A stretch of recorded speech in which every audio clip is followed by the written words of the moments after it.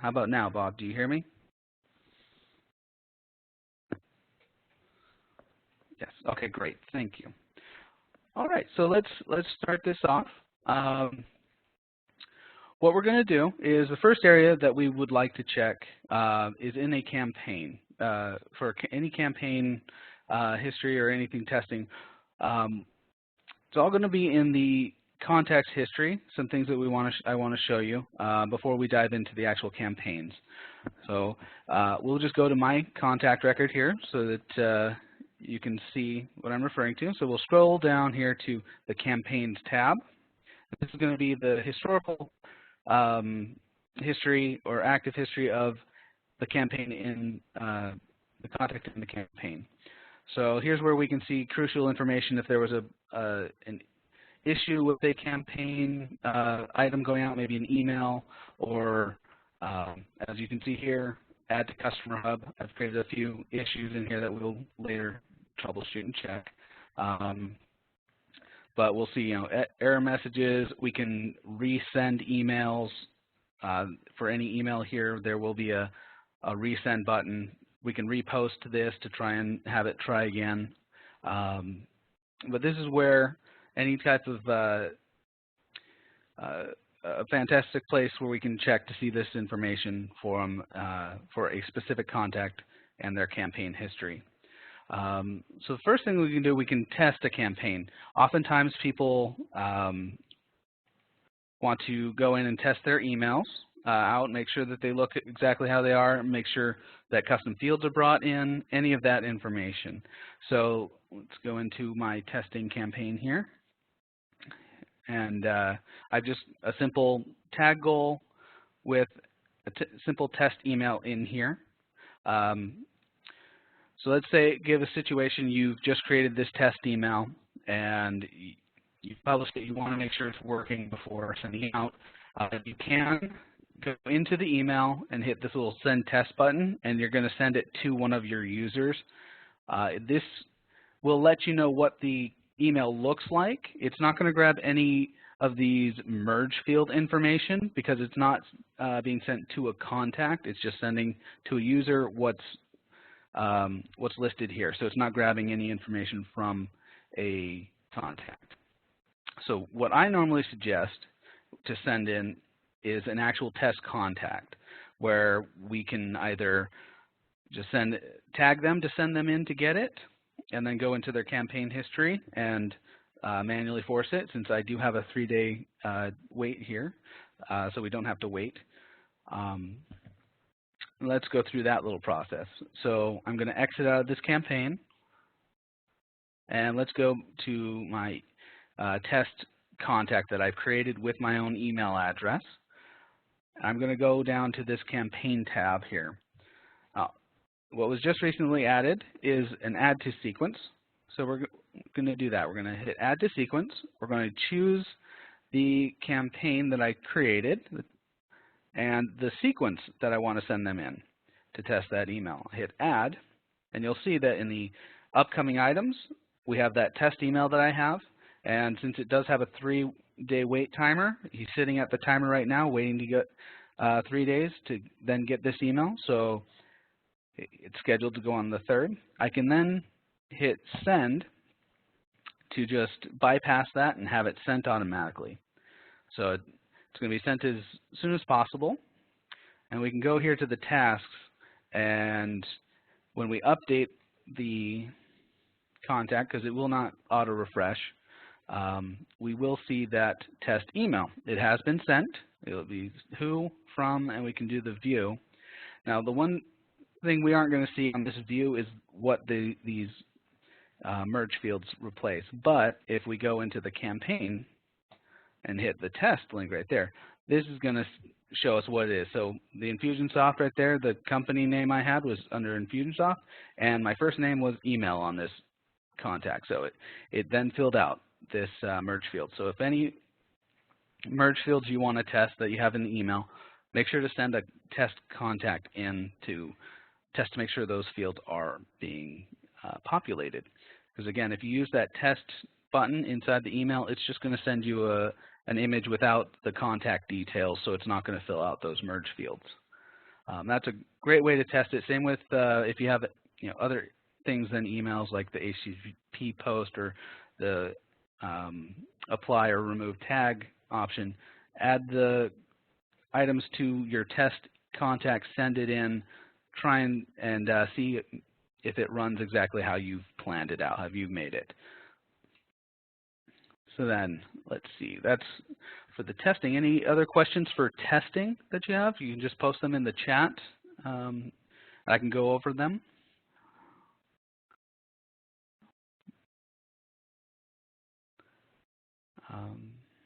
Now, I did want to point out that for this option, where you're using a test contact, you do need to publish the item.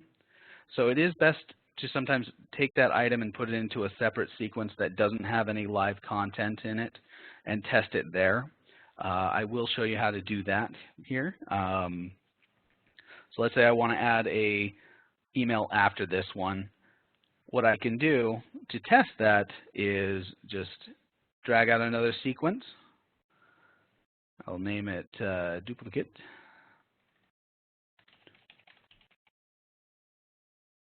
And I'm going to go here to this sequence drop down and copy from campaign. So I'm going to then again select the campaign I have. This is going to show all of them that are available even if they're not published. But I'm going to select this, and it's copied over that information. I can then go into here, add that second email I want to test. I can build it out and then test it and make sure it works. Once it does, what I can do to easily just move that over is save this as a template, then go back over into this sequence, drag out a communications area, an email, go inside it, and there's going to be a use template option that I can bring that one in, and it'll just auto-populate it with everything that's there. Okay, and then after you're done setting up that new email, publish it, and it's good to go. Right, so now let's get into a little more the troubleshooting, since I haven't had any questions about the testing. So let's go over to my troubleshooting campaign where I've created a few different situation scenarios that are common that come into support. All right, so this first one is web form troubleshooting. We have a lot of people come in, they're like, hey, my web form is not working or it's not updating on our site. So here I've created a couple different scenarios. This first one is one that I have on one of my own websites. I've gone in, I have added a few more items to it, like this received newsletter snippet, received newsletter radio snippet, sorry, and I've published it. And then when I go to my website, let me get there.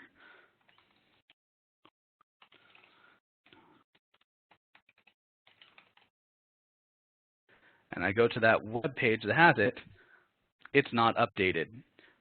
Now, the reason that it's not updated is because even though I've changed it in the campaign and I've published it, when you use the HTML code, you have to recopy that HTML code over to your website. That will then bring over all those updates that you've now created and published. All right. So then once you've changed that on your website and it's filled out, or you've updated your website with that new HTML code, it's going to then show those radio options. You go grab that HTML, and I can show you how to do that. You go to the Code tab, and you'll choose the HTML code if you want it to look exactly like you've designed.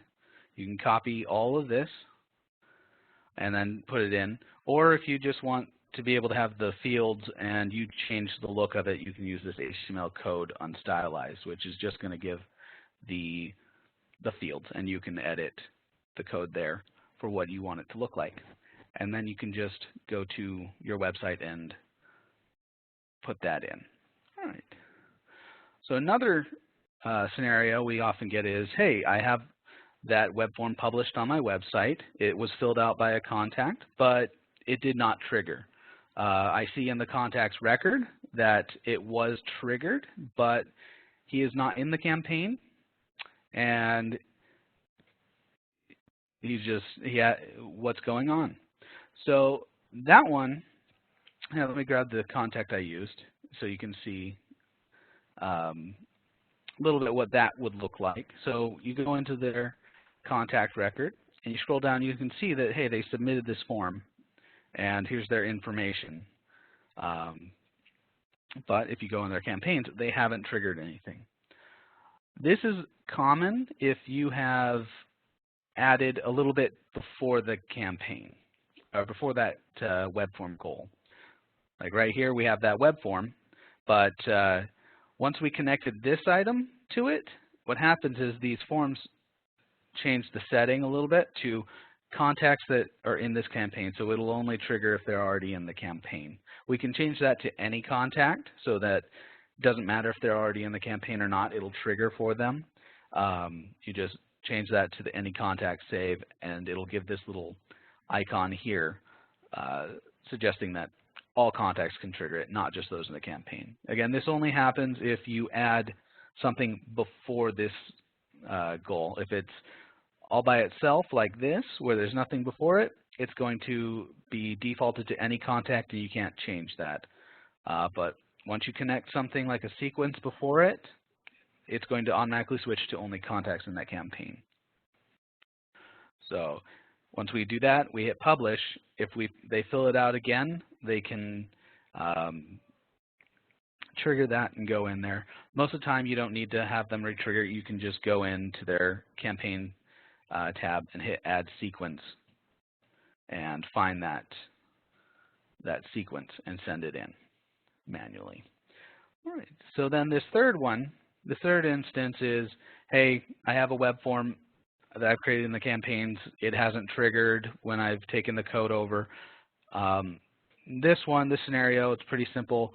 It's because it hasn't been published at all. With it being gray like this, it means that it hasn't been set to ready and it's just in draft mode. Once you've gone in there, set it to ready, it's going to be this color indicating that, hey, there's a change and it needs to be published, and then you publish it, and then in the case of using HTML code, you'll then recopy that code over. One note, if you do use the JavaScript code, when you publish, it will auto-update on your site, but the main difference there is that you can't change anything in the JavaScript. It's going to show exactly how it shows in your campaign. So that's how you can troubleshoot some common web form issues that we get in. You can check make sure that the web form's HTML code is the current one on your site. You can make sure that this setting is set to any contact if you want anybody to submit it and start that automation instead of just people that were already in the campaign. And also to check to make sure that the web form goal in the campaign is published. So now we're going to go to a second one that's also common is, hey, my email's not sent. I've tagged them, they've gone in, I see that they have triggered that email. I can show you this. So we see that they've, in the history, it's longer than 24. They've triggered that goal, they've gone in here. We can see that the email just wasn't sent. Well, let's go check out that contact. We can see who it is. If we click on that little circle, we can see it's test number 3. Let me move over to test number 3. You can also click that link, but I've already got a contact tab open, so I'll just switch over to there. But if you click on here, it will automatically open. So we can go to test contact 3. First thing I'm going to look at is the email status. Is it unconfirmed, confirmed, or is it a status that is one that like opt out or non-marketable, things that are going to prevent them from getting emails. So let's scroll down here. We'll go to the campaign. we can see, okay, there is no evidence that this person has consented to receive marketing. Well, we just checked that the status is unconfirmed, so they should be able to get any email sent to them. So with that, let's go check out that actual email, see what the to setting is. Because if it were to be sent to that actual contact, it should have been sent to them. So we see that in here we have it set to other in the to and this email address. Well, we can check to see if this email address is in our system and if it has a setting of unconfirmed or anything like that. Normally, if it gives that message, it's because they're either not in our system or they've been opted out or non-marketable. So I do not have a contact in here that has that email address. So that could be that's going to be the reason. So if I quickly add that, let's call it email to that email address to my record, and I select the I have permission to send marketing to them and hit save, I can then go to their record, make sure it's unconfirmed, and then in test 3 I can resend it. And this is going to make it so that it sends correctly. So it's going to be sent as soon as possible. Let's refresh it to make sure it's sent out.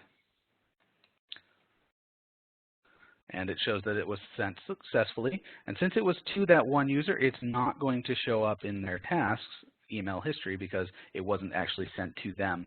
A lot of times when I see this, it's someone in your office that you want to have sent emails when a person triggers it, maybe gives their information. So we should go over to that contact with that email address, and we can see that that email was sent to them right here.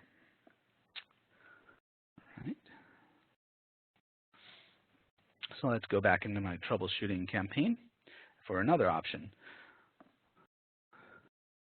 So just like in this one, we have a contact that we triggered the goal for and went in to get an email, but they never got that email. So let's check to see them. So they're test number 4. So let's hop over to test 4's contact record. And again, the first thing we're going to check is the status. So we see that they are non-marketable. So that means that when they were imported or added to the system, that little checkbox was not selected, or if they were imported, that marketing form was not filled out, which makes it so that it creates the contact, but we can't send them any marketing emails. So that's going to be why they did not get it. So they didn't have any evidence that this person consented to receive marketing. To change this, fix it, you can just go to the Manage Email Status, and you can indicate that you have permission to market to the address. You can select that and give a little reason of how you got that permission. Gave info at expo. And then you hit save. And it's going to update it where they're unconfirmed, and then we can go back in and hit resend. Now, just because they're not marketable or opted out doesn't mean they're outside of the campaign. They're still in there, but they just will not receive any emails or any marketing to that nature. Right? So then let's make sure that this email was sent. Shows it's sent in their tasks. All right, we see that it was sent, and it was that newsletter email. Okay. Now let's check out this next section. In this one, we don't get as much, at least I haven't seen it much lately, but if you go in here, you can see that all of these items are connected. So here it looks like we would have the apply to tags. They would sit and wait for 30 minutes. It would then assign an owner to them and then add them to our membership site, Customer Hub. Let's see what the test I used in there.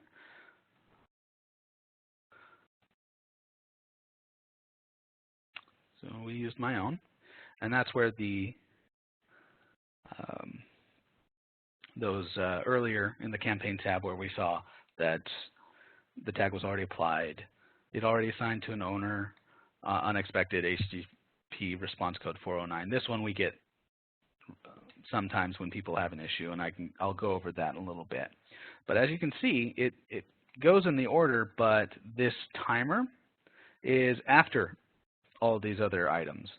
I want to point out that is because just setting the timer between those objects does not place it there in the line of actions. You're going to have to, if I were to pull this out, you'll see that it's actually after the Add to Customer Hub snippet.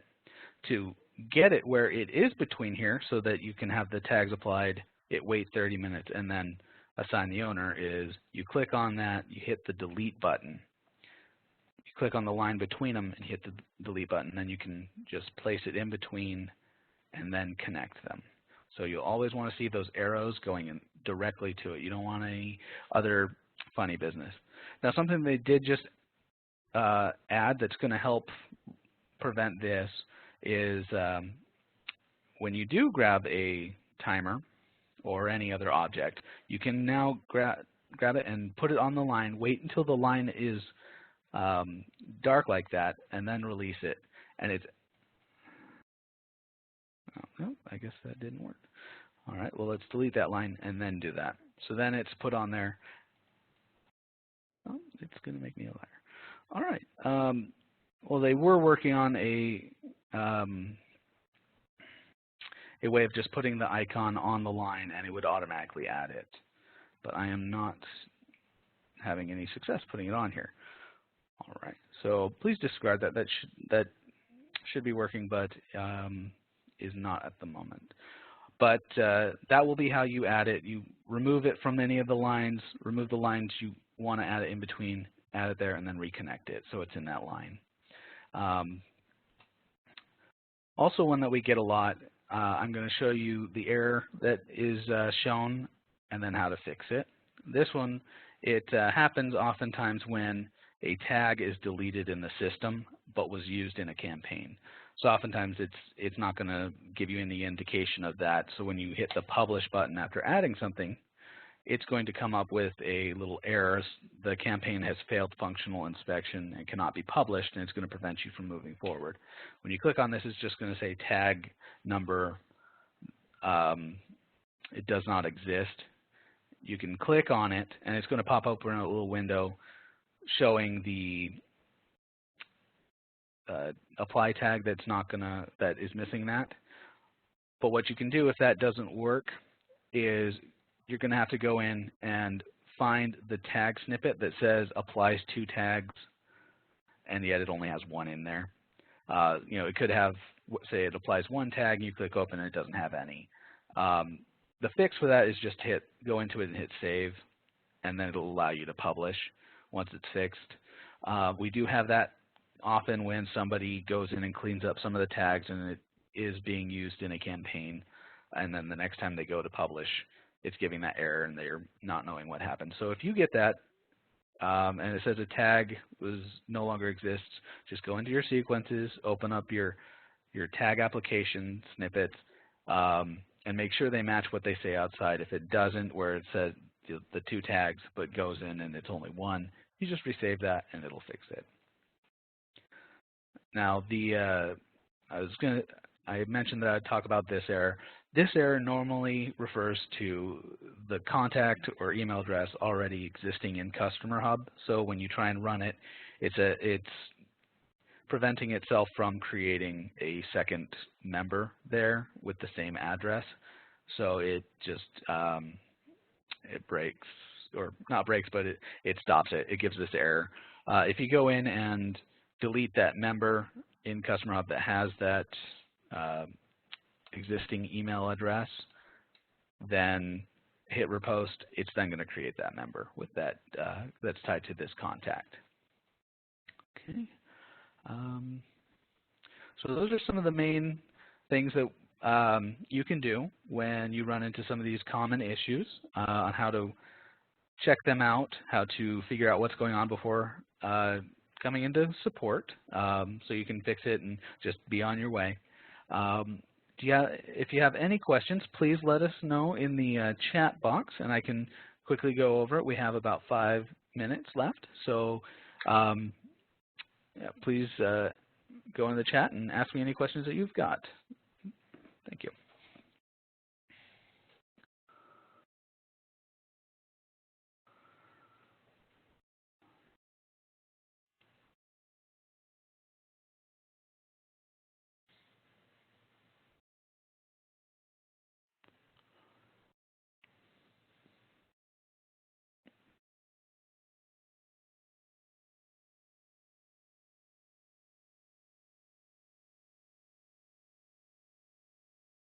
Okay.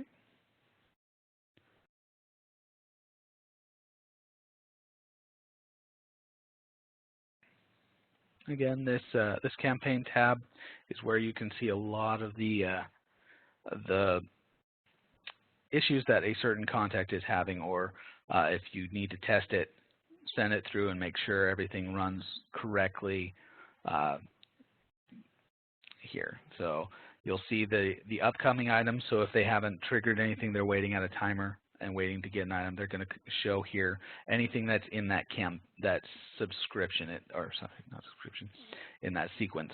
Anything that's in a sequence after that is not going to show up yet until they get into that new sequence. But you'll see what goals they trigger, what day and time, and this is going to be in your user's time zone. So it's going to be your time and not Eastern time, which our servers are on.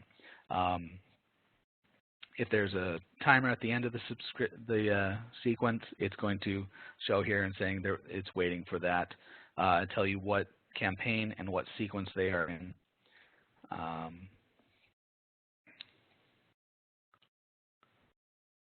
Okay, Marcia, your question was about doing a weekly email on Tuesdays, if she should do them as a campaign or just templates. You can actually do them either way. As a campaign, if you go in here and create an email, you can then, for Tuesday, you can send them in. They'll get that, and if you set a timer for right here to delay them for till the next Tuesday, just set here to no delay, day of the week, select Tuesday, and then at a certain time. They'll wait there, and then before that time goes off, you need to go in and add a second email that they're going to then get. You'll want a timer after that for the Tuesday. Another option you could do is just using a template in a email broadcast where you just set who's going to be in it and send it. The one nice thing about a campaign doing it is anyone that triggers this goal is going to be sent in there and get the email. But with a broadcast, you add the list and it doesn't update. But any other troubleshooting or testing questions?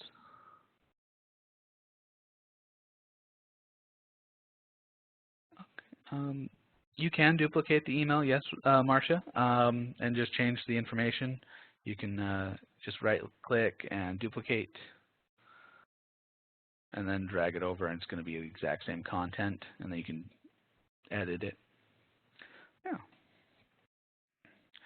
So we have about 2 more minutes. So if you have any other questions regarding troubleshooting or testing a campaign, please let me know, and I can address them.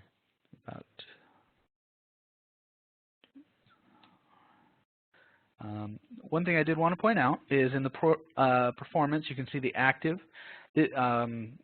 In the active view, you can see any who is active or queued. Active does mean that they're sitting at a timer and they're waiting to get items afterwards, whereas queued means that they've gone through everything that's in that sequence and are waiting to move on to the next item. Oftentimes you'll see 30 queued and then a goal and then sending here. So when they trigger that goal, they'll then move on from there and become active in here. also. You can look here in the historical view, and if you go in, you're going to now see the web, the campaign email reporting that is for each email. If I had multiple, there would be different instances, and it's going to show the open percent, click percentage, and number of opt-outs from it.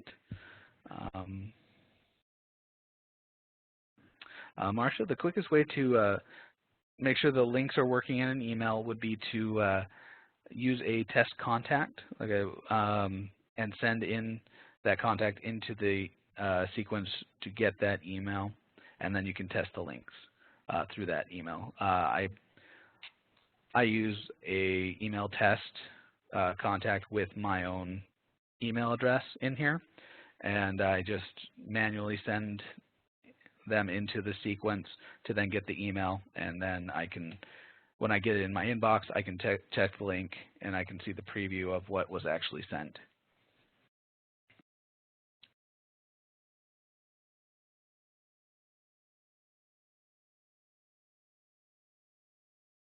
All right. Does that help, Marcia?